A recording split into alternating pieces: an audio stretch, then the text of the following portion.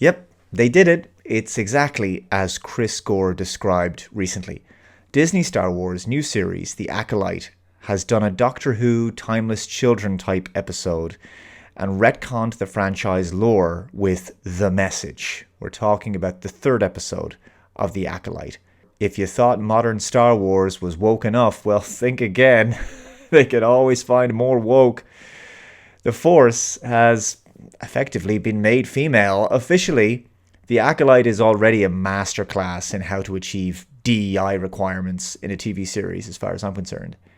But its third episode rewrites Star Wars canon with basically lesbian space witches at the center of it. This article is from Bounding Into Comics. The Acolyte makes massive retcon to Star Wars lore, reveals lesbian space witches created life from the Force long before Darth Plagueis. And there you have it, Star Wars fans. In sadly, but unsurprisingly, delivering on previous whispers, the third episode of The Acolyte has made an absolutely massive, ostensibly identity politics motivated change to one of the franchise's most pivotal pieces of original pre-Disney lore. In current Star Wars canon, the power to create life via the direct manipulation of the Force is considered a near impossible feat, even for the most storied of its users.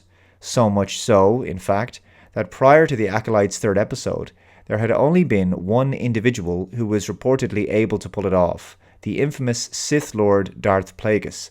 The article later says, thanks to The Acolyte showrunner Leslie Headland, Plagueis is no longer the first Force user to manipulate the universal life energy to create life.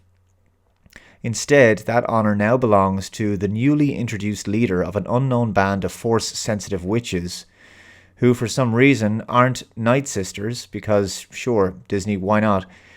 Mother Anastasia, as portrayed by actress Jodie Turner-Smith, as detailed in the show's third episode, decades before Plagueis even began his study of the Force, Anastasia used it to bring to life two embryos within her fellow witch, Mother Coral, the pair of which would soon after be birthed into the world as series protagonists May and Osha. So, immaculate lesbian conception. Just to confirm, I watched the first episode, and then I was gone. I couldn't bring myself to watch any more. It seems no matter how woke a show is, there's always a way to make it woker.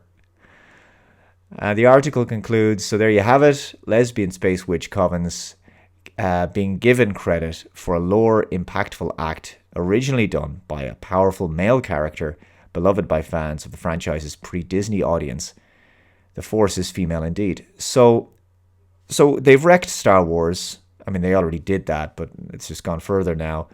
Or put it another way, they've wrecked the Disney version of Star Wars even further. I mean, all one can really do at this stage, as I've said before, is just focus on the originals, focus on the pre-Disney Star Wars era. Well, I'm glad to say I'm about to start a run of movie reviews from the past. In the next video, I'll be looking at an underrated sci-fi movie from 2009. You may have heard of it. I quite like it. It's called Terminator Salvation. So stay tuned for that review. Please subscribe for more. Take care, and I'll see you next time. Bye-bye.